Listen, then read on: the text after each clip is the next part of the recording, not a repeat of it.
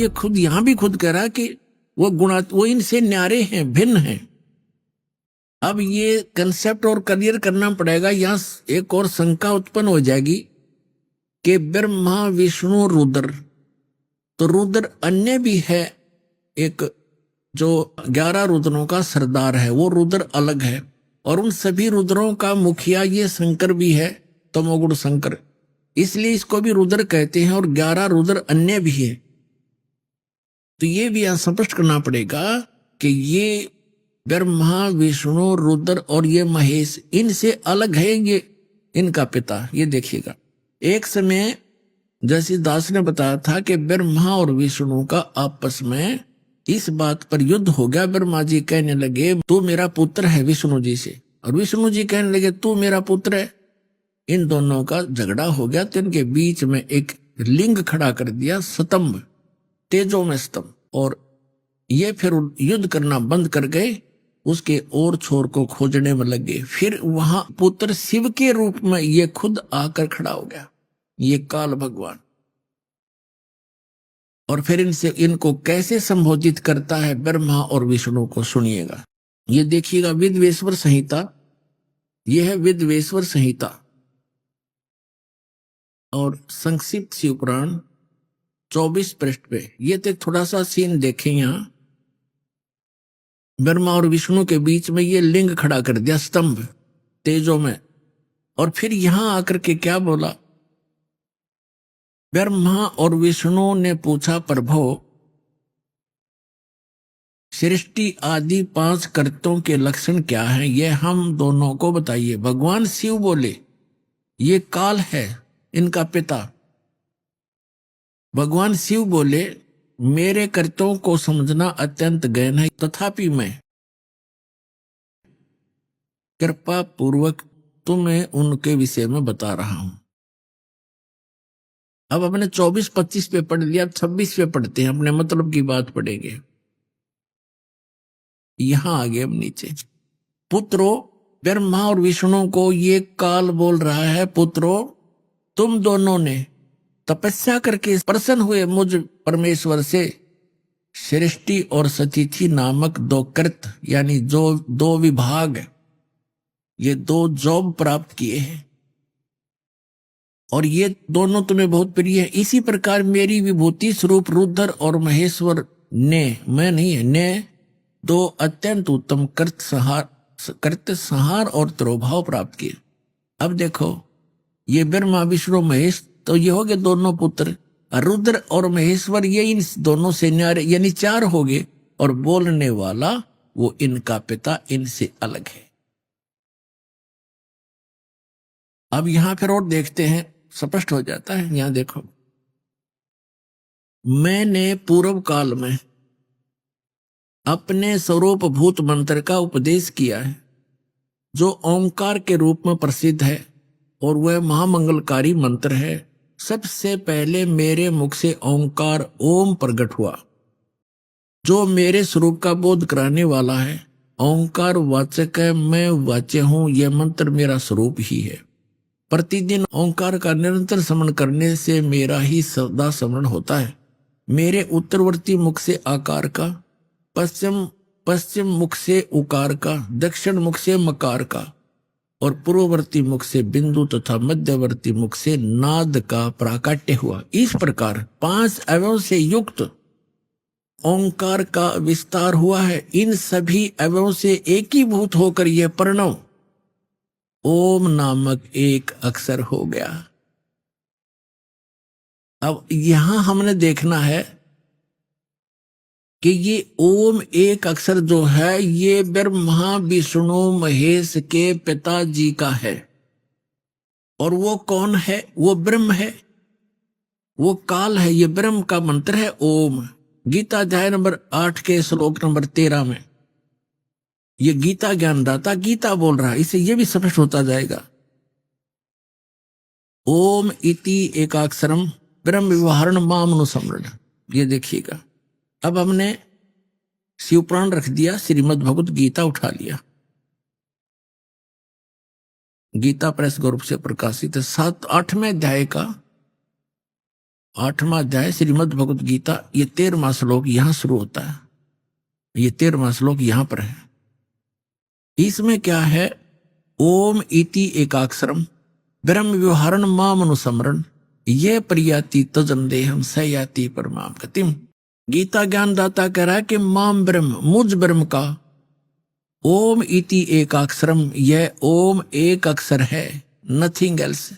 व्यवहारण मान उच्चारण करके अनुसमन सुमन करता हुआ, यह प्रियति तजन देहम, जो संसार शरीर छोड़कर जाते समय तक इसका जाप करता है, जाता है, सयाति परमाम गतिम, इसका सुमन करता हुआ जो शरीर छोड़कर जाता है, सयाति परमाम गतिम। इस ओम से मिलने वाली, ये ओम यह उदाहरण है, जो पुरुष ओम ओम ओम, ये एक अक्षर हो गया ओम इति, इस एक अक्षर ब्रह्म को उच्चारण करता हुआ मां मुझ निर्गुण ब्रह्म का चिंतन करता हुआ शरीर को त्याग कर जाता है, वह पुरुष परम गति को प्राप्त होता है। अब इसे ये सिद्ध हो गया कि उधर तो श्री शिव पुराण के अंदर, शिव महापुराण में स्पष्ट हो गया, ये ब्रह्मा विष्णु महेश, रुद्र और महेश से, ब्रह्मा विष्णु महेश से जो 5वां है वो इनका पिता है, वो शिव पुराण का वहां संदेश दे रहा है। और वो कह रहा है कि मेरा ओम मंत्र है। ओम ये 5 अवयवों से एकीभूत होकर एक ओंकार, प्रणव रूप में ओंकार एक अक्षर हो गया। और यहाँ 8वें अध्याय के 13वें श्लोक में गीता जी में ये स्पष्ट कर रहा है, ये गीता ज्ञान दे रहा है कि ओम इति एकाक्षरम, यह ओम एक अक्षर जो है, माम ब्रह्म, मुझ ब्रह्म का एक ओम अक्षर है, नथिंग एल्स। और सुमन करता हुआ, इसका उच्चारण करके श्रवण करता हुआ, यह प्रियाति तजन देहम, जो शरीर छोड़कर जाता है, यानी अंतिम सांस तक श्रवण करता, सयाति परमाम गति, वह परम गति को प्राप्त होता है। कौन सी परम गति? जो ओम से, ओम के जाप से मिलने वाली है। वो क्या? ब्रह्मलोक। अभी आपने देवी भागवत में पढ़ा था कि देवी कह रही है हिमालय राजा को कि गीता प्रेस गोरखपुर से प्रकाशित श्री देवी भागवत सचित्र मोटा टाइप, जिसके 562 और 63 पृष्ठ पर देवी खुद स्पष्ट कर रही है हिमालय राजा को कि और सब बात, सब पूजाएं त्याग दो, ब्रह्म का जाप करो, उसका एक ओम मंत्र है, वो ब्रह्मलोक में रहता है, उसको पा जाओगे। तो ओम के जाप से ब्रह्मलोक प्राप्ति है। गीता अध्याय नंबर 8 के श्लोक नंबर 16 में लिखा है कि ब्रह्मलोक पर्यंत सब पुनरावृत्ति में, वहां गए प्राणी भी जन्म मृत्यु में आते। ये देखिएगा, ये वही श्रीमद् भगवत गीता, इसके 8वें अध्याय के अब 16वें श्लोक में क्या कहा है कि हे अर्जुन, ब्रह्मलोक पर्यंत सब लोग पुनरावृत्ति में, पुनरावृत्ति का इन्होंने यहां विश्लेषण भी किया है, अर्थात जिनको प्राप्त होकर पीछे संसार में आना पड़े ऐसे। तो इसे सिद्ध हो गया कि इससे भी परम गति नहीं हुई, क्योंकि जन्म मृत्यु है तब तक ये जीव सुखी नहीं हो सकता। और गीता अध्याय नंबर 15 के श्लोक नंबर 4 में कहा है कि तत्वदर्शी संत और तत्व ज्ञान की प्राप्ति के उपरांत परमेश्वर के उस परम पद की खोज करनी चाहिए, जहां जाने के बाद साधक फिर लौटकर कभी संसार में नहीं आते। तो अब जो प्रसंग चल रहा है, अब यहां तो जैसे प्रसंग चल रहा है कि हम इन श्री विष्णु जी, श्री शिव जी की पूजा करते थे इष्ट रूप में, और भगवान 600 वर्ष पहले परमात्मा आए थे। कबीर जी वो कहा करते थे, 3 देव की जो करते भक्ति, उनकी कदे ना हो मुक्ति। अब देखो, परमात्मा कहा करते ये भगवान नहीं है जिनको तुम पूज रहे हो, ये तुम्हें कोई भी लाभ नहीं दे सकते। अब यही प्रमाण आपको श्री शिव पुराण से करते हैं कि विष्णु और ब्रह्मा ये भगवान नहीं है, मालिक नहीं है जिनको हम पूजा करते थे। ये देखिएगा, श्री शिव महापुराण हिंदी टीका सहित भाग 1, ये कहां से प्रकाशित है? ये है श्री शिव महापुराण विद्या अवरिधि पंडित ज्वाला प्रसाद जी मिश्र कृत हिंदी टीका सहित। ये सारा देख लो। खेमरा श्री कृष्णदास प्रकाशन बंबई 4, अब इसको मुंबई बोलते हैं। इसको आप ले चलते हैं विद्वेश्वर संहिता के 11 पृष्ठ पे ये देखिएगा, प्रश्न नंबर 11, शिव महापुराण प्रश्न नंबर 11, विद्वेश्वर संहिता भाग 1 अध्याय 6 में नंदीकेश्वर बोले, हे योगेंद्र, आगे एक समय विष्णु भगवान शेष शैया पर अपने गरुड़ आदि पार्षदों से संयुक्त लक्ष्मी सहित शयन करते थे, विश्राम कर रहे थे। उस समय ब्रह्म ज्ञानियों में श्रेष्ठ ब्रह्मा जी अपनी इच्छा से वहां आए। सब प्रकार से सुंदर सेज पर शयन करते हुए कमल लोचन भगवान विष्णु से पूछने लगे, तुम कौन हो जो मुझे देखकर अभिमानी पुरुष के समान शयन करते हो? वत्स, बेटा उठो, देखो मैं तुम्हारा स्वामी आया हूं। ब्रह्मा जी बोले विष्णु जी को, मैं तुम्हारा मालिक आया हूं। आए हुए गुरु को देखकर जो अभिमान करता है उस द्रोही मूड का प्रायश्चित होना उचित है।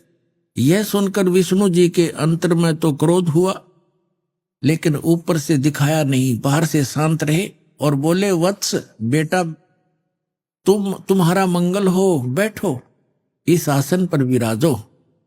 इस समय तुम्हारा नेत्र कुटिल और मुख वक्र क्यों है, यानी टेढ़ा मुंह क्यों कर रहा है, आंखें टेढ़ी क्यों कर रखी है क्रोध में?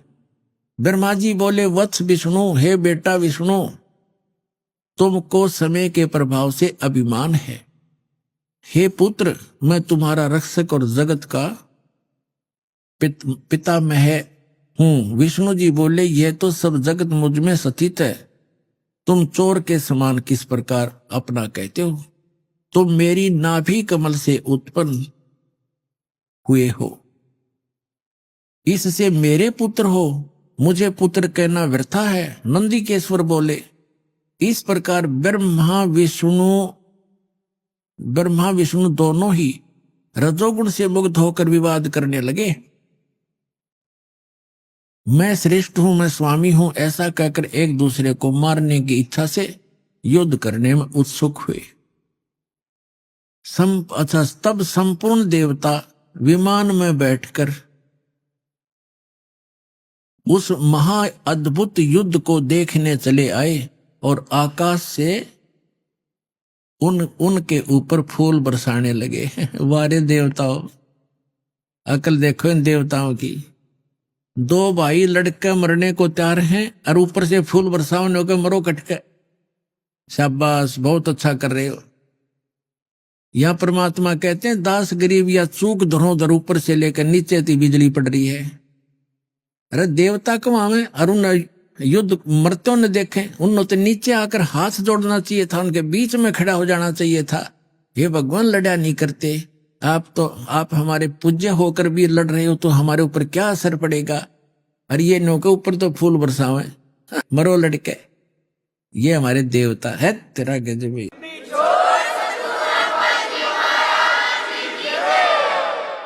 अब ये ज्यादा ना हम अपने मतलब का लेंगे, इससे सारांश लेते हैं। फिर क्या हुआ कि इनके बीच में उस काल भगवान ने, इनके पिता ने एक सतम खड़ा कर दिया, पिलर, जिसको लिंग बोलते हैं। बहुत तेजों में, बहुत उसका और छोर कुछ नहीं था। तब ये लड़ना बंद कर दिया और छोर खोजने में लगे। फिर वो स्वयं आ गया और उनसे क्या कहने लगा, देखिएगा। अब पढ़ेंगे विद्वेश्वर संहिता पृष्ठ, ये 17 पृष्ठ पे। ये पहले 11 पर पढ़ा था, अब 17 पर पढ़ रहे हैं। विद्वेश्वर संहिता भाग 1 अध्याय 9, वो 6 में पढ़ा था। अब यहां क्या, नंदीकेश्वर बोले, इस प्रकार भगवान ने उन नम्र हुए ब्रह्मा और विष्णु को अनुग्रह करके युद्ध में अनुग्रह करके यह कहा, उन दोनों की अज्ञानता और वैर को दूर करने के अर्थ दोनों से कहा भगवान ने। इस काल ने, इनके पिता ने क्या कहता है कि मेरे सकल और निष्कल भेद से दो स्वरूप हैं, परंतु और ईश्वर नहीं। इस कारण से ये दो स्वरूप नहीं हो सकते। पहला सतम रूप, यानी पहले तो पिलर खड़ा कर दिया और बाद में पीछे मूर्तिमान रूप धारण किया और शिव रूप में आके खड़ा हो गया, धारण किया। इससे ब्रह्म रूप निष्कल है, ब्रह्म रूप निष्कल है, पिलर न तो ये ब्रह्म रूप का है और ईश्वर रूप सगुण है, शिव रूप में आके खड़ा हो गया। ये मेरे ये दोनों रूप सिद्ध हैं, दूसरे किसी के नहीं हो सकता, नहीं हो सकते। इस कारण तुम दोनों को अथवा दूसरों को, ब्रह्मा और विष्णु को कह रहे हैं, ईश्वरत्व की प्राप्ति नहीं हो सकती। तुम दोनों ने अज्ञान से अपने को ईश माना, अपने को भगवान मान लिया, ये बड़ा ही अद्भुत हुआ। इसकी दूर करने को ही मैं रण स्थान में आया। अब तुम दोनों अपना अभिमान त्याग कर मुझ ईश्वर में अपनी बुद्धि लगाओ। मेरे प्रसाद से लोक में सब अर्थ प्रकाश करते हैं। यहां क्या कहता, मैं ही ब्रह्म हूं, मैं ही परब्रह्म हूं और मेरा ही अकल रूप है। ब्रह्म होने से मैं ईश्वर हूं, अनुग्रह आदि का ही मेरा कर्तव्य है। ये हमने जो लेना है वो यही लेना था। आगे देखिए, अब हम आगे 18 पृष्ठ में, वो 17 पृष्ठ था। अब हम अध्याय 10 पढ़ेंगे, विद्वेश्वर संहिता भाग 1 का। ये 10वां 9वां यहां समाप्त हो जाता है, ये 10वां प्रारंभ होता है। यहां आ गया नीचे, हे पुत्रो, ब्रह्मा और विष्णु को कहता है वो शिव इनका पिता जो शिव रूप में खड़ा है। हे पुत्रो, यह कृत आपने तब से प्राप्त किया जो सृष्टि की उत्पत्ति और पालन कहता है, सो मैंने प्रसन्न होकर तुम्हें दिया है। इसी प्रकार दूसरे 2 कृत रुद्र और महेश को ये 4 सिद्ध करने थे दास ने, और 5वां ये बोल रहा है, हे पुत्रो, ये तो ब्रह्मा और विष्णु के विषय में कह दिया कि जो सृष्टि की उत्पत्ति और पालन ये मैंने तुमको दिए हैं। इसी प्रकार दूसरे 2 कृत रुद्र और महेश को प्रदान किए हैं, परंतु अनुग्रह कृत कोई भी पाने को समर्थ नहीं है। सो पूर्व के कर्म तुमने। अब यहां ये इससे ये क्या सिद्ध हुआ, इससे ये सिद्ध हो गया कि विष्णु और ब्रह्मा, रुद्र और शंकर इनसे अलग है जो शिव पुराण का ज्ञान दे रहा है। और ये कह रहा है ब्रह्मा और विष्णु को कि तुम ईश नहीं हो, और उसी कैटेगरी के ये रुद्र और महेश्वर बताए इसने, तुम भगवान नहीं हो। इससे सिद्ध है कि हम जिसकी पूजा किया करते विष्णु और शंकर की, ये भगवान नहीं थे। और ये हमारे धर्मगुरु आचार्य शंकराचार्य और जितने मंडलेश्वरीय महर्षि को थे न, कख भी पता नहीं था इन हमारे सदग्रंथों का, इनके अंदर कैसा निर्णायक ज्ञान है। तो अब एक और शंका का समाधान करते हैं।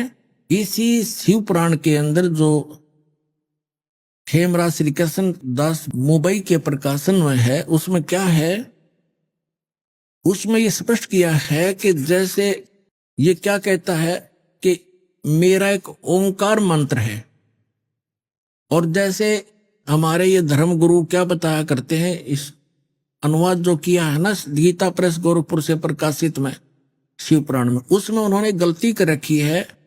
जैसे उसमें वैसे मूल पाठ में तो स्पष्ट है कि इन 5 अवयवों से युक्त होकर ये एक संघात बन गया और इसका एक ओम अक्षर बन गया। उन्होंने उन 5 का अलग से अपनी सोच डाल रखी है उसमें अनुवाद में कि ओम नमः शिवाय, ओम नमः शिवाय ये बन गया 5 अक्षरों का। नहीं, ऐसा इसमें कोई प्रावधान नहीं है, ये झूठ है। बस इतना ही काफी। अब ये प्रसंग स्पष्ट हुआ कि जिनकी हम पूजा किया करते थे, ये ब्रह्मा विष्णु और शंकर, ये भगवान नहीं है, ये ईश नहीं है। स्पष्ट कर दिया, हमारे सदग्रंथों ने ही स्पष्ट कर दिया।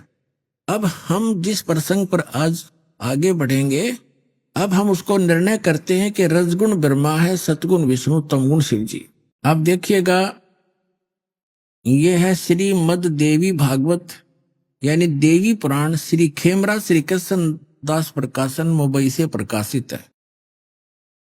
अथ देवी भागवतम सभाष्टिकम समात्यम, खेमराज श्री कृष्ण दास प्रकाशन मुंबई 4 से प्रकाशित है। यहां पर तीसरा सकंद प्रारंभ होता है। अत श्री मद देवी भागवते भाषा टीका युक्ते तृतीय सकंद है प्रारंभते। अब तीसरा सकंद प्रारंभ होता है। हम इसके हम आपको 11 पृष्ठ पे ले चलते हैं।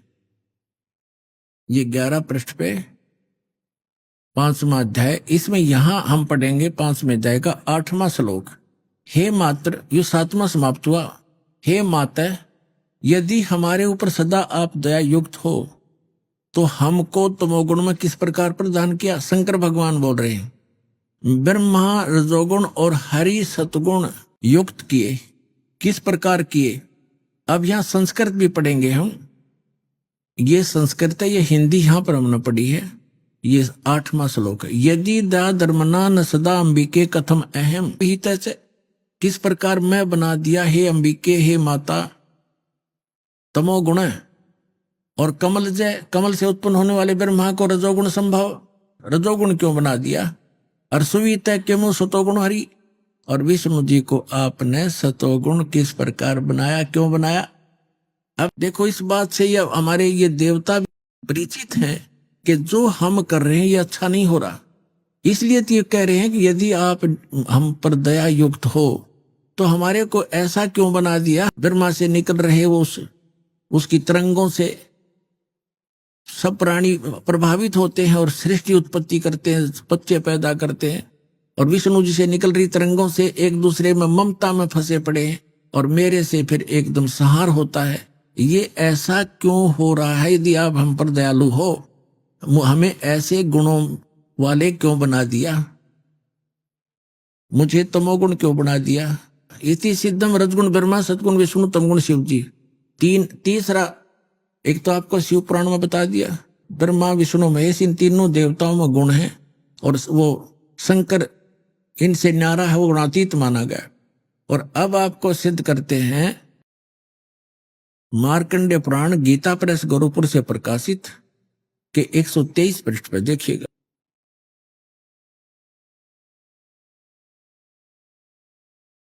यहां देखना सुचित्र मोटा टाइप, ये यहां से प्रकाशित है। इसके 123 पृष्ठ पर आप देखिएगा। ये 123 पृष्ठ है।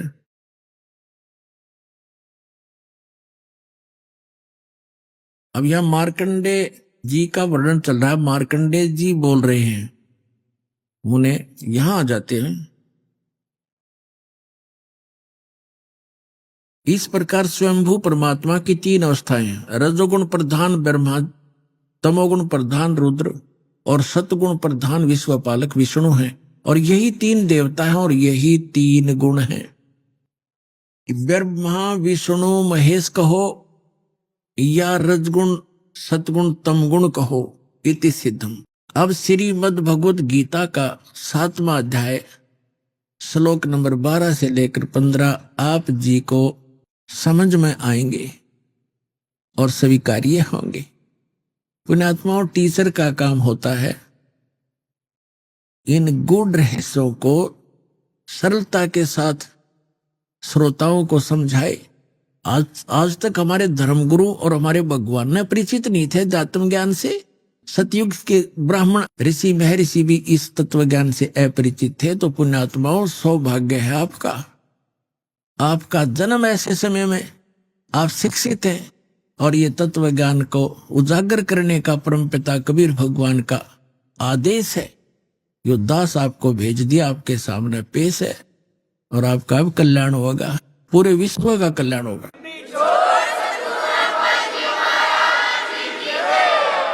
अभिति सिद्धम रजगुण ब्रह्मा सतगुण विष्णु तमगुण शिव जी। और अब देखिएगा श्रीमद् भगवत गीता, जयदाल गोयत का इसके अनुवादक है। 7वें अध्याय का हम वही 12 से लेकर 15 पढ़ेंगे। ये देखिएगा। अब ये बहुत आसानी से हमारे समझ में होगा और स्वीकार्य होगा। अब इसमें क्या कहा है, और भी जो सतगुण से उत्पन्न होने वाले भाव हैं और जो रजोगुण से तथा तमोगुण से होने वाले भाव हैं, उन सब को मुझसे ही होने वाले हैं ऐसा जान परंतु वास्तव में उनमें मैं और वे मुझ में नहीं हैं। अब ये कौन है? रजगुण ब्रह्मा, सतगुण विष्णु, तमगुण शिव जी से अन्य है जो गीता ज्ञान दे रहा है। अब आगे ये क्या कहता है देखिएगा 13वें श्लोक में, 7वें अध्याय श्रीमद् भगवद गीता का। गुणों के कार्य रूप सात्विक, राजस और तामस, इन तीनों प्रकार के भाव से ये सारा संसार, प्राणी समुदाय मोहित हो रहा है। इन तीनों गुणों से परे ब्रह्मा विष्णु महेश से अलग जो युगकाल है, ब्रह्म है, मुझ अविनाशी को नहीं जानते। आगे देखो, अब 14वें श्लोक में क्या कहा है 7वें अध्याय के, क्योंकि यह अलौकिक अर्थात अति अद्भुत त्रिगुणमयी मेरी माया, रजगुण ब्रह्मा, सतगुण विष्णु, तमगुण शिव जी के द्वारा फैलाया गया ये जाल बड़ी दुस्तर है, खतरनाक है। और फिर कहते जो पुरुष केवल मुझको निरंतर भजते हैं, यानी जो ब्रह्म साधना करते हैं, वे इस माया का से तरंती यानी इनसे ऊपर उठ जाते हैं।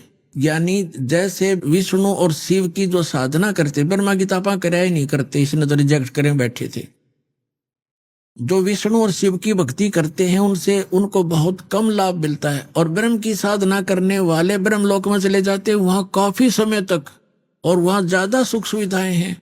लेकिन ब्रह्मलोक में गए हुए प्राणी 20 जन्म मृत्यु के अंदर ही है।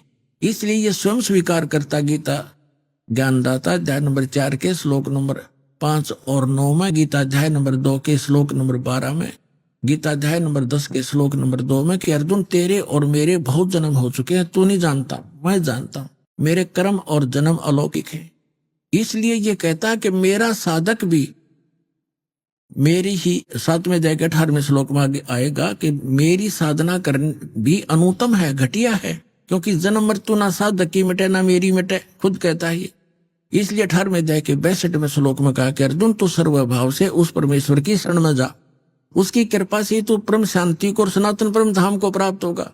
15वें अध्याय के 4थे श्लोक में कहा कि अर्जुन तत्वदर्शी संत की प्राप्ति के उपरांत तत्व ज्ञान रूपी शस्त्र से इस ज्ञान को काट कर उसके पश्चात परमेश्वर के उस परम पद की खोज करनी चाहिए, जहां जाने के बाद साधक फिर कभी लौटकर संसार में नहीं आते।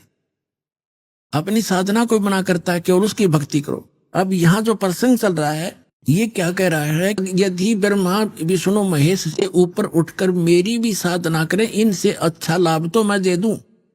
ये मेरी साधना करने वाले इनसे तर जाते हैं, इनसे ऊपर उठ जाते हैं, इनकी भक्ति नहीं करते, वो ब्रह्मलोक प्राप्त करते हैं। ये देखिएगा अब 7वां अध्याय का हम अब 14वां श्लोक पढ़ रहे हैं। क्योंकि यह अलौकिक अर्थात अति अद्भुत त्रिगुण में ही मेरी माया, रजगुण ब्रह्मा, सतगुण विष्णु, तमगुण शिव जी द्वारा फैलाया गया जाल बड़े दुस्तर है, और जो पुरुष मुझको ही निरंतर भजते हैं वो इस माया का यानी इन ब्रह्मा विष्णु महेश से ऊपर उठ जाते हैं, मेरे वाला लाभ प्राप्त करते हैं।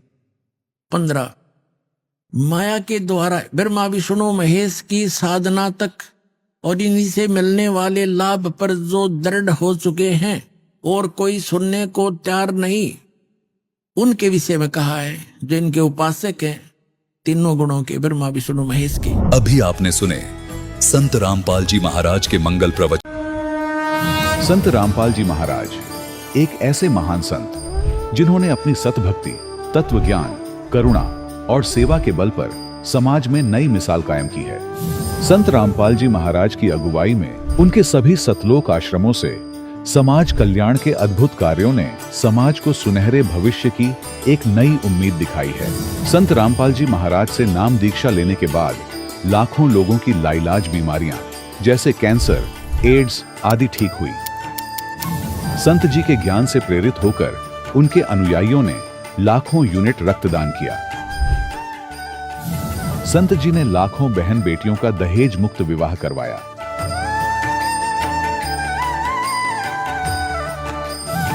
संत जी ने लाखों लोगों का नशा छुड़वाया, करोड़ों उजड़े परिवार बसे।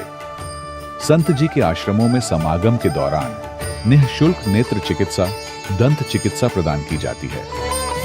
संत रामपाल जी महाराज द्वारा समय समय पर पर्यावरण संरक्षण के उद्देश्य से बड़े स्तर पर वृक्षारोपण किया जाता है। संत जी ने जरूरतमंदों को तत्काल राहत पहुंचाने के लिए एम्बुलेंस सेवा शुरू की। संत जी अपने अनुयायियों को देहदान के लिए प्रेरित करते हैं, जिससे मानवता की सेवा और चिकित्सा क्षेत्र में सुधार हो सके। संत रामपाल जी महाराज के सभी आश्रमों में हर रोज निशुल्क भंडारा आयोजित किया जाता है, जहां हर वर्ग, हर जाति और हर धर्म के लोग एक साथ बैठकर भोजन करते हैं।